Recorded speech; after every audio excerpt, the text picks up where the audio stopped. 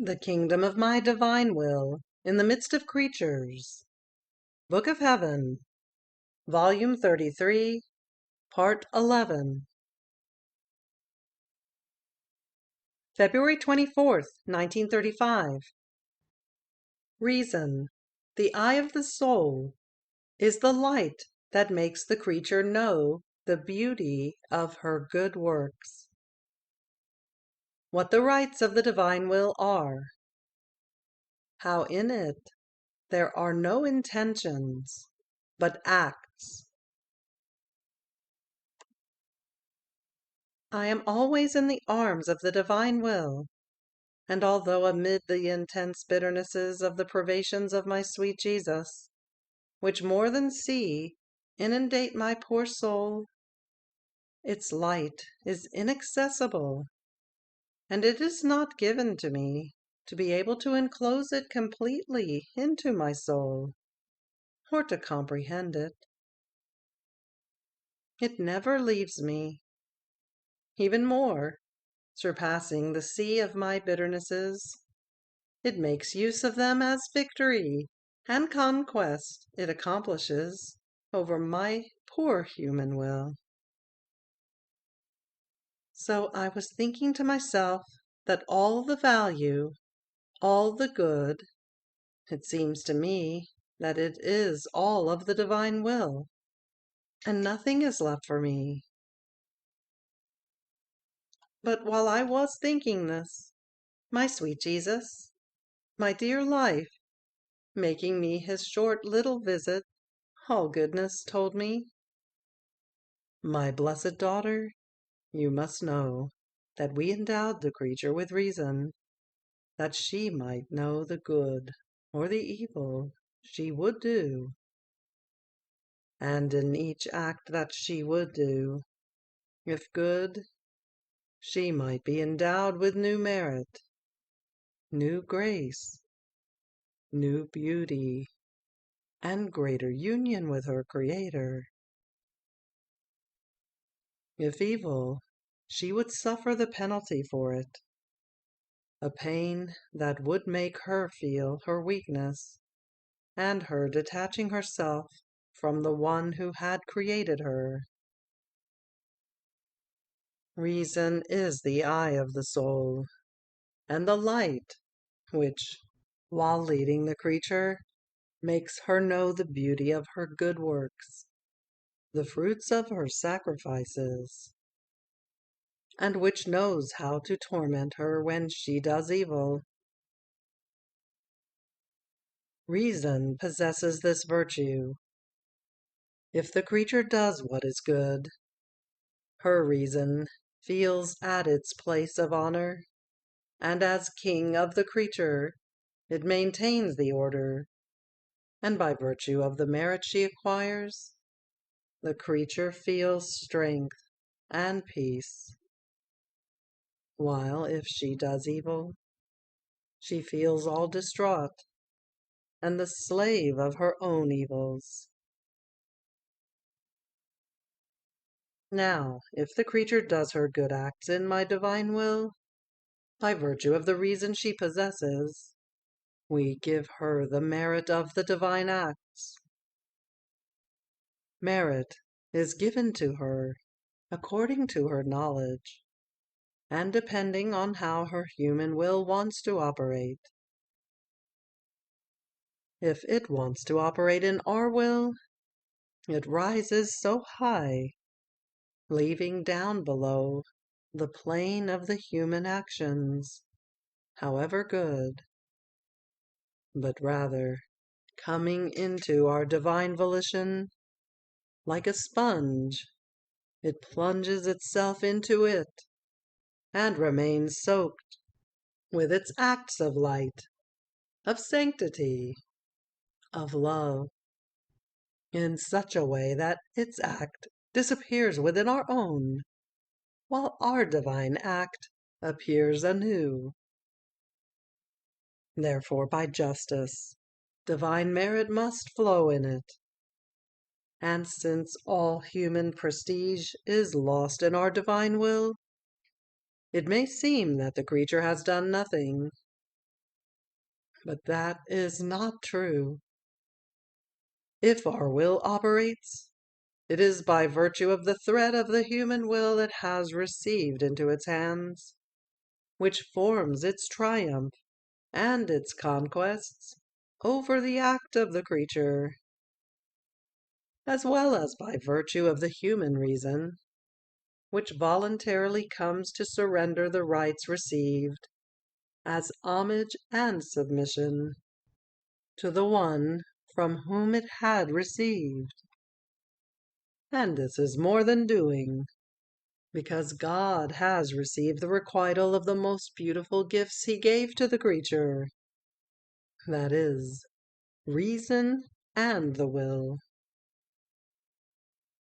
With these, the creature gives us everything she can give us. She recognizes us. She strips herself of herself. She loves us with pure love. And our love is so great that we clothe her with ourselves. We give her our works in such a way that we and she can say, "Let us do this together." We will put ourselves in a condition such that the creature will not be able to do anything without our will. And our goodness is so great that even when the creature does good in a human way, since reason always runs within any good, we give her the human merit, because it is our usual way not to leave any good act of the creature without its reward. It can be said that we are all eyes over her to see what merit we can give her. After this he remained silent, and I continued to think of how this divine will is all eyes over us, loves us so much, and never leaves us for one instant. And my sweet Jesus continued, saying, "My daughter, my divine will is everything for the creature. Without it, she would not be able to live even for 1 minute. All of her acts, motions, and steps can be called spoon-feeding and child-bearing that my will does, and the creature receives. She feels them inside of her, and does not know either who it is that feeds her, or who gives life to her life. So for many it is as if my will did not exist for them, and they do not give it the rights due and befitting to it. Therefore, it is necessary to know what these rights of my divine will are, so that, by knowing them, the creatures may requite it, and know who it is that gives life to their lives, such that they are nothing but the wrapping, or the statues, animated by it. Now, its rights are innumerable: right of creation, right of conservation, of continuous animation. Everything it created, and which serves the well-being of man, constitutes its right over him. Therefore, the sun, the air, the wind, the water, the earth, and everything have been created and given to man by my will. Hence, as many things as it gave him, so many more are the right it holds over him. My redemption, the forgiveness after sin, my grace, the upright operating, are greater rights it acquires over him. It can be said that the creature is as though needed within my will, yet it is not known. What sorrow not to be recognized! Now, in order to obtain the triumph, the life of my will in the creature, it is necessary for her to know what it did, and what it does for love of her, and what its just rights are. Once she has known this, she will put herself in order with my volition. She will feel who it is that gives her life, who moves within her motion, who palpitates inside her heart. And while receiving from my will the life that forms her life, she will give back to it, as homage, love, and glory, that very life which my will forms in her. And so will my will receive its rights, receiving back into its womb of light everything that belongs to it, and which with so much love it had been given to the creature. In sum, it shall feel the creature whom it had created with so much love, being reborn anew in its arms. Oh, if all knew the rights of my will, its ardent and constant love, which is such that, while it gives her life, more than mother, putting her out to the light of day, its jealousy of love is so great that it does not leave her for one instant. It invests her inside and out, above and below, to the right and to the left. And even if the creature does not know it or love it, with divine heroism, my will continues to love her and make itself life and bearer of the acts of the creature. Oh, my will, you alone know how to love with heroic, strong, incredible, and infinite love the one whom you created and does not even recognize you. Human ingratitude, how great you are! Then I felt I could touch with my own hand the great love of the divine Fiat, and I thought to myself, how can one live in it? Perhaps by always placing the intention of living in it? And my always lovable Jesus added, my good daughter, in the living in my will, there are no intentions. The intention is needed when acts cannot be done, because that which has the virtue of giving life to all the good that the creature wants to do is missing. And this is outside of the living in my will. And to those I give the merit, not as acts, but as holy intentions. On the other hand, in my will there is the vivifying, acting, and operating virtue, in such a way that whatever the creature wants to do, she finds that which forms the life of her acts. She feels the vivifying force that vivifies her act and converts it into works. Therefore, in my will, all things change. All things possess the life, love, prayer, adoration, the good that one wants to do, and all the virtues are full of life, hence not subject to ending or changing, because that which administers life to keep them keeps them with itself, to live life together. And I give them the merit as works animated by my will. What difference between the intention and the works?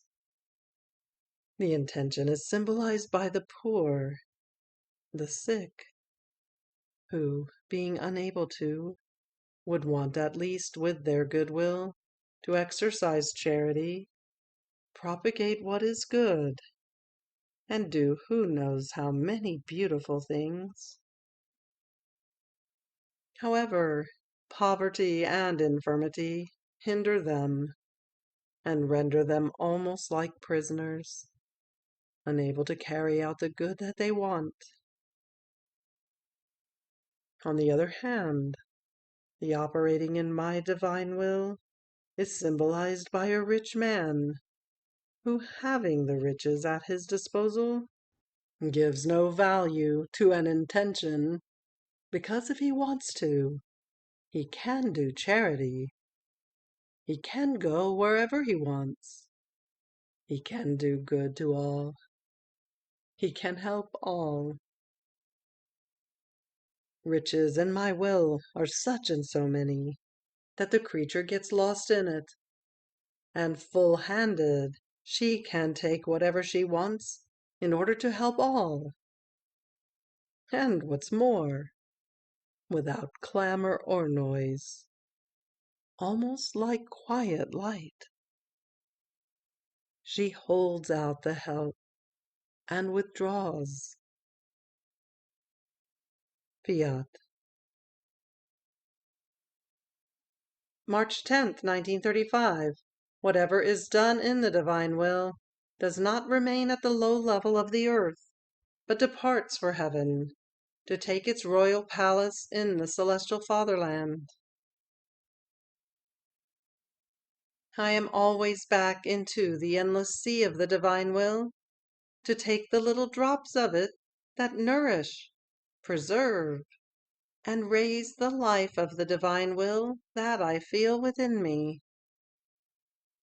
So each truth about it is a banquet that Jesus gives me, fully celestial and divine, to nourish me and the supreme fiat.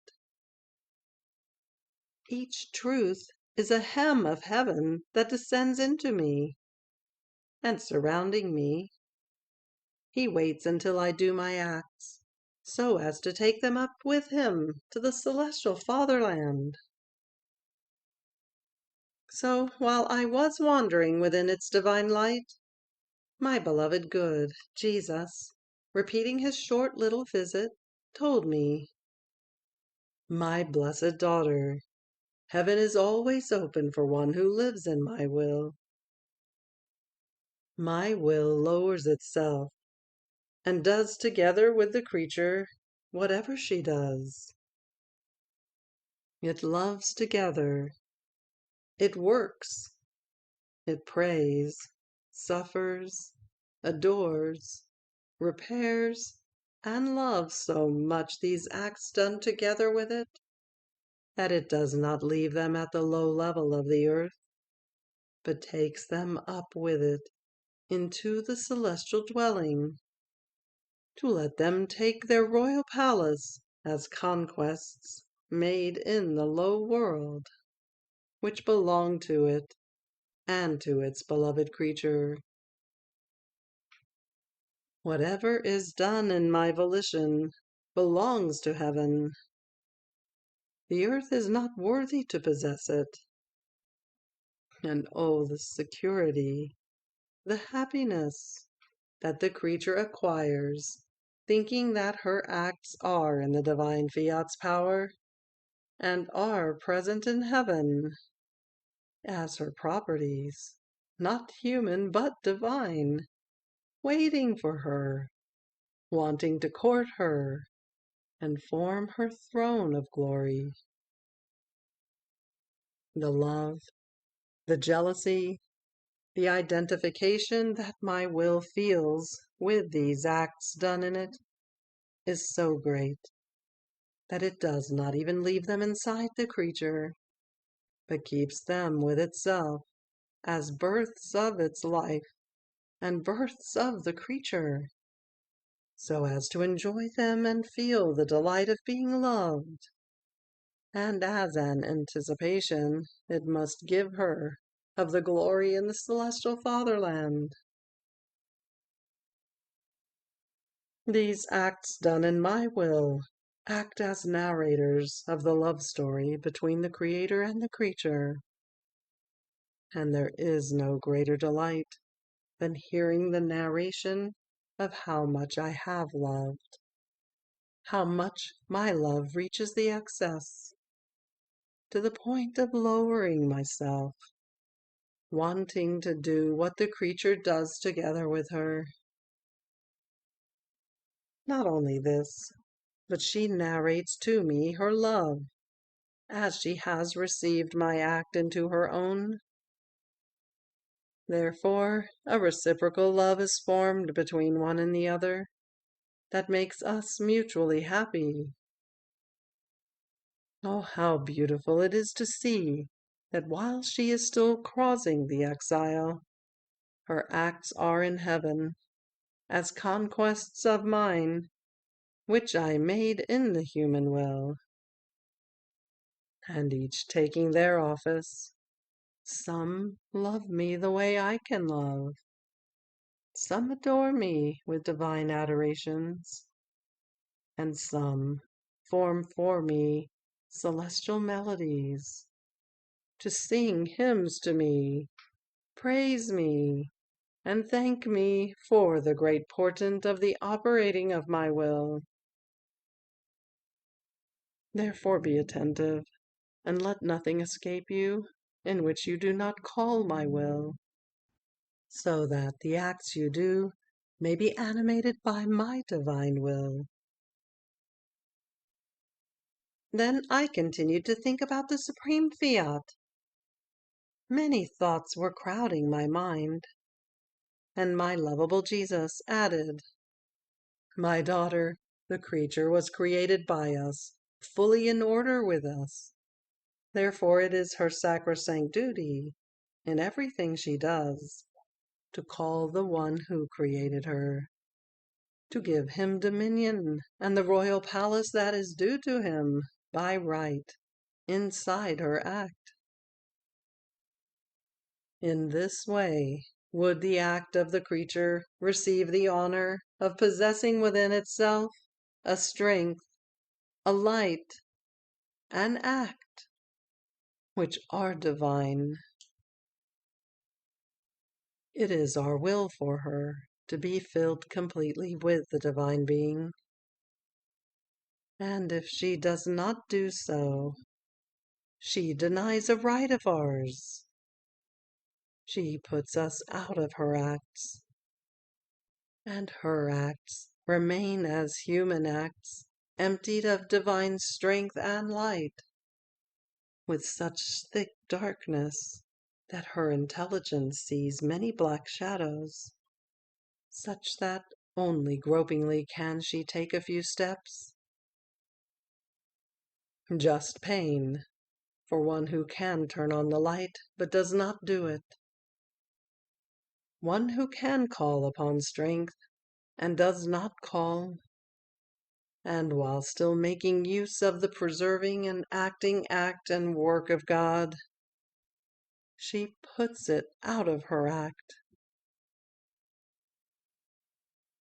Now it is our decree that no one can enter into heaven if his soul is not filled up to the brim, all with our will and our love. A little void of these is enough for heaven not to open to the creature. Here then the necessity of purgatory, to be emptied by dints of pains and of fire, of everything that is human, and be filled by dint of longing, of yearning, and of martyrdoms, with pure love and with divine will, so as to be able to enter the celestial fatherland, but still without acquiring, in spite of so many pains, either any merit or any additional glory, but only to meet the necessary condition in order to be admitted into the celestial dwelling. On the other hand, had they done this on earth, by calling our life in all their acts, each act would be a greater glory, one more beauty, sealed by the works of their Creator. Oh, with how much love are these souls received, who in their acts have given the place to the divine act. In meeting with us, we recognize ourselves in the creature, and she recognizes herself in us. And recognizing each other, the happiness on both sides is such and so great that the whole of heaven remains astounded in seeing the joys, the glory, the beatitudes that the Supreme Being pours over this fortunate creature. Therefore, always in my will and in my love do I want you, so that our love may burn up whatever does not belong to me, and my will, with its brush of light, may form our act inside your act. Fiat. You have reached the end of the Book of Heaven, Volume 33, Part 11. Fiat.